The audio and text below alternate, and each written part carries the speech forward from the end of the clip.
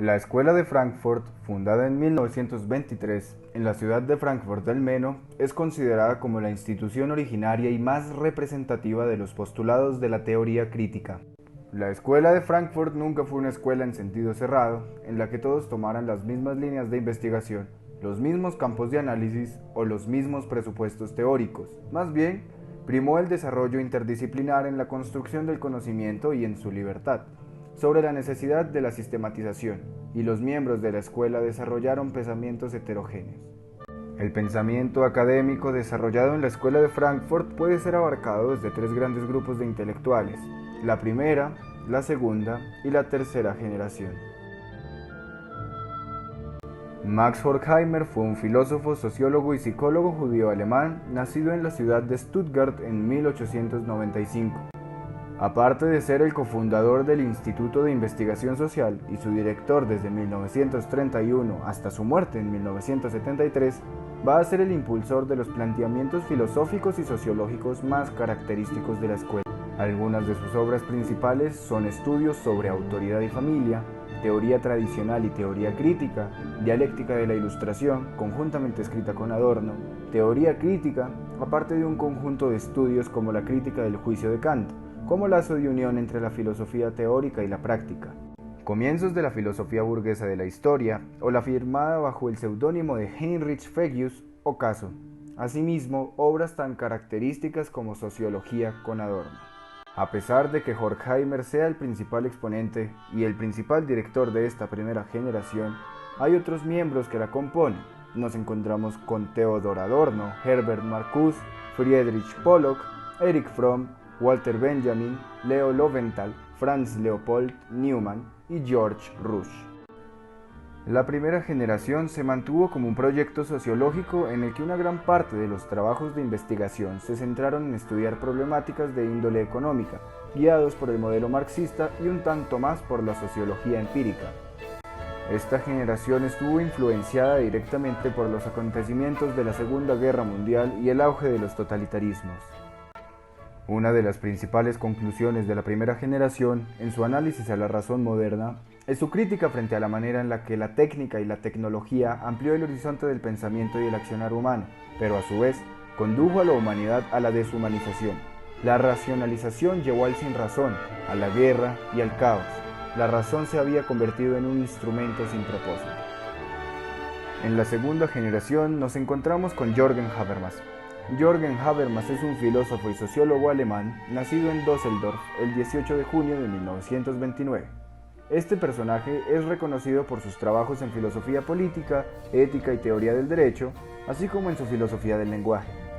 Habermas es el miembro más eminente de la segunda generación de la Escuela de Frankfurt y uno de los exponentes de la teoría crítica desarrollada en el Instituto de Investigación Social.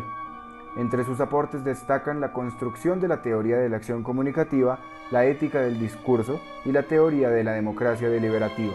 Otros personajes de esta segunda generación son Karl Otto Appel, Oskar Neff, Alfred Schmidt y Albrecht Bellmer. La primera generación había expuesto varios de los problemas que acarreaba la modernidad y la instrumentalización de la razón. Habían llegado a un pesimismo que derivaría en una sociedad indeterminada y sin fe. Habermas se encarga de resolver los problemas planteados por la primera generación. Construye una nueva alternativa de cambio, el programa de investigación.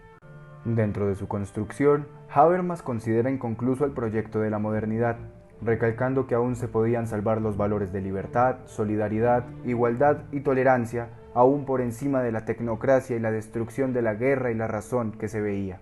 El enfoque de principal interés del autor fue la acción comunicativa, donde las acciones de los agentes implicados no buscaran el éxito ególatra, sino actos para lograr la comprensión. Habermas hace la distinción entre acción racional y acción comunicativa, donde el objetivo de la acción racional intencional debería alcanzar una meta, mientras que la acción comunicativa busca una comprensión comunicativa. Se enuncia la acción comunicativa como una característica de los fenómenos humanos y constituye el fundamento de toda vida sociocultural. También centran su atención en la comunicación distorsionada, afectada por las estructuras sociales como son los medios de comunicación, las instituciones y el Estado, planteando así la finalidad de la acción comunicativa cómo sobrepasar los obstáculos que se presentan en la comunicación, con base a una sociedad racional que se exprese abiertamente y defienda sus ideas. Axel Honneth es un filósofo y sociólogo alemán considerado como una de las figuras más importantes de la llamada tercera generación de la Escuela de Frankfurt. Es reconocido por sus investigaciones en la teoría del reconocimiento y seguidor de la tradición de la teoría crítica de la sociedad. La contemporaneidad trae consigo un afán totalizador que se ha desarrollado y ha llegado a todos los rincones del mundo. Para la tercera generación, este fenómeno se convertirá en objeto de estudio. La globalización toma relevancia cuando se da un debilitamiento en la conformación de los países. Se generan desequilibrios económicos, políticos, culturales y se reproducen con más fuerza las desigualdades sociales gracias a la sectorización de la población dentro de un mismo Estado-nación. Ahora bien, si sus autores son tan variados y el campo de análisis ocupa tal variedad de objetos de estudio, ¿cuál es el elemento general que se encuentra dentro de la teoría crítica? La teoría crítica tendrá su origen dentro de dos planteamientos. Por un lado, la conjunción de la teoría marxiana con la del psicoanálisis freudiano, y por el otro, el replanteamiento de los problemas de la teoría y de la práctica en su aplicación a la nueva sociedad de masas. El surgimiento de una nueva forma de organización sociopolítica cimentada sobre las lógicas de una economía de demanda y de consumo, como lo era la sociedad moderna, ponía en cuestión algunos elementos del análisis del marxismo clásico. El análisis psicológico colectivo se convertía en una característica necesaria dentro de las tesis y las teorías de masas. Es entonces cuando se presenta la necesidad de formular un neomarxismo, una crítica y reflexión que permite utilizar su desarrollo conceptual y reubicar las categorías marxistas a un nuevo siglo, uno donde la modernidad parece tambalearse en el hilo de una cuerda floja y la sociedad necesita más que nunca del arte de reflexionar. La teoría crítica cuestiona la modernidad y las instituciones que tiene inmersas, los medios de comunicación, la escuela, la clínica, la cárcel. La crítica hacia el Estado será pues el horizonte de todos los teóricos dentro de la escuela, una crítica frente a las instituciones que enajenan y dominan al sujeto. Una característica importante es su análisis respecto a la razón. Para los intelectuales de esta teoría es muy relevante la idea de la separación entre teoría e ideología. Este pensamiento tiene su herencia en Kant y lo postulado por Hegel, al igual que en la Academia Griega Clásica, tomando la razón preferentemente para el análisis de las causas de la dominación, comprendiendo las contradicciones en una dialéctica histórica. Siguiendo a Weber, se marca la diferencia entre racionalidad y racionalización. La primera, que goza de su carácter crítico, y la racionalización, que no es más que el uso del esquema medio-fin en unos objetivos cuyos resultados últimos no sean más que los de consolidar lo constituido, unas lógicas dialécticas que reproducen las condiciones entre dominado y dominante, tal y como funcionó en la filosofía hegeliana, interpretando este proceso como el fundamento de la razón instrumental. Marx propone al proletariado como elemento de ruptura contra este tipo de filosofía dialéctica y contra la fórmula representativa propia de la sociedad, tal y como lo hacía la ciencia positivista.